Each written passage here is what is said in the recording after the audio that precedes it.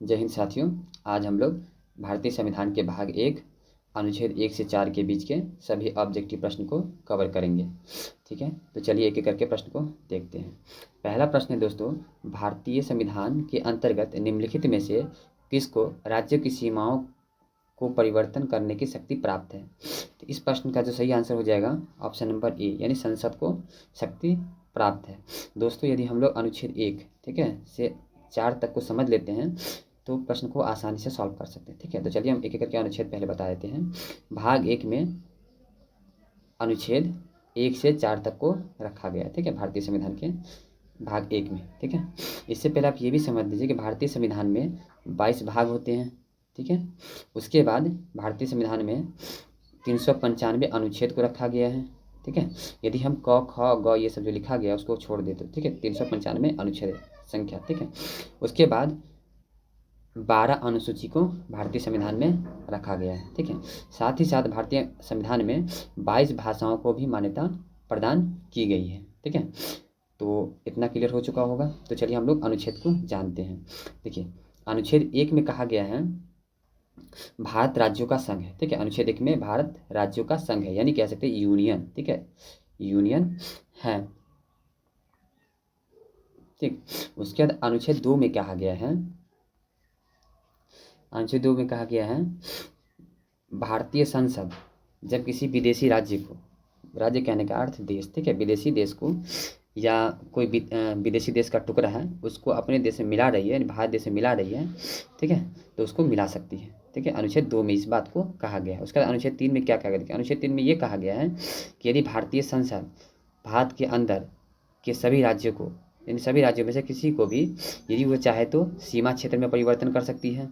ठीक है, या चाहे तो नाम में परिवर्तन कर सकती है, या चाहे तो एक राज्य को दो या दो से अधिक राज्यों को एक राज्य में मिला करके उसको एक राज्य बना सकती है। ये अनुच्छेद 3 में कहा गया। ठीक है, इसका देखिए अनुच्छेद 4 में ये कहा गया है कि यदि जब भारतीय संसद अनुच्छेद 2 और अनुच्छेद 3 पर कार्य कर रही होती है तो राष्ट्रपति इसके बीच में हस्तक्षेप नहीं करेंगे। ठीक है, यानी अनुच्छेद 2 और 3 में, यानी विदेशी राज्य को मिला रही होगी या अपने देश के राज्य को सीमा क्षेत्र में किसी कारण से तोड़ करके नए राज्य का निर्माण कर रही होगी तो राष्ट्रपति उसमें हस्तक्षेप नहीं करेंगे। ठीक है, ठीक है, तो इतना समझ में आ गया होगा। तो चलिए प्रश्न को सॉल्व करते हैं।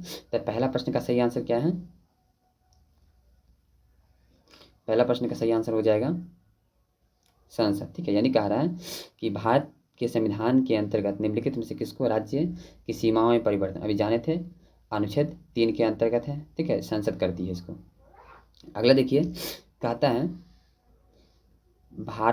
इसका राज्य पुनर्गठन आयोग ने 1 नवंबर 1956 को कितने राज्य तथा कितने संघ क्षेत्र बनाए थे? ठीक है, तो इस प्रश्न का सही जो आंसर है ऑप्शन नंबर ए, यानी 14 राज्य और 6 संघ क्षेत्र को बनाया गया था। कब? 1 नवंबर 1956 को बनाया गया था। ठीक है, अगला प्रश्न देखिए। अगला प्रश्न में क्या है? संविधान के निम्नांकित में से किस प्रावधान के अंतर्गत भारतीय संसद को नया राज्य बनाने का अधिकार है? ठीक है दोस्तों, इस प्रश्न का सही आंसर है ऑप्शन नंबर सी, यानी अनुच्छेद 3 के अंतर्गत। ठीक है, अनुच्छेद 2 के अंतर्गत विदेशी राज्य को अपने में मिला सकती है भारतीय संसद। ठीक, उसका अगला प्रश्न देखिए। प्रश्न नंबर 4 में कहा गया है नए राज्य के गठन की शक्ति निहित होती है। तो किसमें?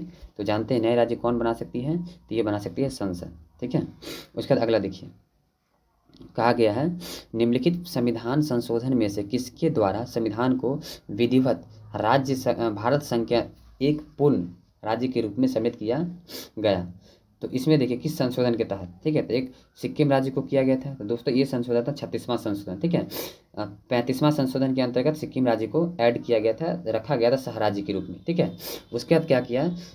16 मई 1976 को, ठीक है, 16 मई 1976 को दोबारा संशोधन करके जिसका नाम था 36वां संशोधन, उसके अंतर्गत सिक्किम को पूर्ण राज्य का दर्जा दे दिया गया। ठीक है, तो कब दिया गया? 16 मई 1976 को सिक्किम को पूर्ण राज्य का दर्जा मिला था। ठीक है, अगला प्रश्न देखिए। अगला प्रश्न कहा गया है संविधान के प्रथम अनुच्छेद के अनुसार भारत क्या है? तो दोस्तों भारत राज्यों का यूनियन है। ठीक है, यानी संघ कह सकते हैं, यानी भारत राज्यों का संघ है। इसका अर्थ ये होता है कि भारत में जो राज्य जुड़ जाते हैं वो दोबारा टूट करके अलग नहीं हो सकते हैं। ठीक है, अगला देखिए, कहा गया है भारतीय संघ के अंतर्गत किसी राज्य को मिलाने का अधिकार किसको है? तो इस प्रश्न का सही आंसर है ऑप्शन नंबर सी, यानी संसद ही मिला सकती है। ठीक है, अगला प्रश्न देखिए, प्रश्न नंबर 8। इसमें कहा गया है आंध्र प्रदेश एक भाषाई राज्य के रूप में गठित किया गया। तो कब किया गया? तो इस प्रश्न का सही जो आंसर है ऑप्शन नंबर बी, यानी 1953 में आंध्र प्रदेश को गठित किया गया। ठीक है, भाषाई आधार पर पहला राज्य गठित हुआ था ये। ठीक है, अगला प्रश्न देखिए, भाषाई आधार पर राज्यों का पुनर्गठन कब किया गया? तो इस प्रश्न का सही जो आंसर है ऑप्शन नंबर ए, यानी पुनर्गठन किया गया था 1956 में। इससे पहले इस राज्य को बना दिया गया था। ठीक है,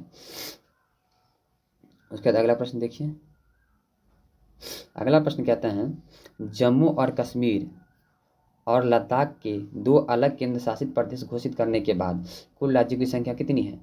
तो इस प्रश्न का सही आंसर है ऑप्शन नंबर बी, यानी 28। ठीक है, 28 राज्य है और 8 केंद्र शासित प्रदेश हैं। ठीक है, उसका देखिए, भाषाई आधार पर सर्वप्रथम किस राज्य का गठन किया गया? तो अभी देखे थे 1953 में आंध्र प्रदेश को किया गया था, 1953। ठीक है, अगला प्रश्न, इसमें कहा गया है दिल्ली है, दिल्ली क्या है? तो इस प्रश्न का सही आंसर है ऑप्शन नंबर बी, एक केंद्र शासित प्रदेश है दिल्ली। ठीक है, अगला प्रश्न,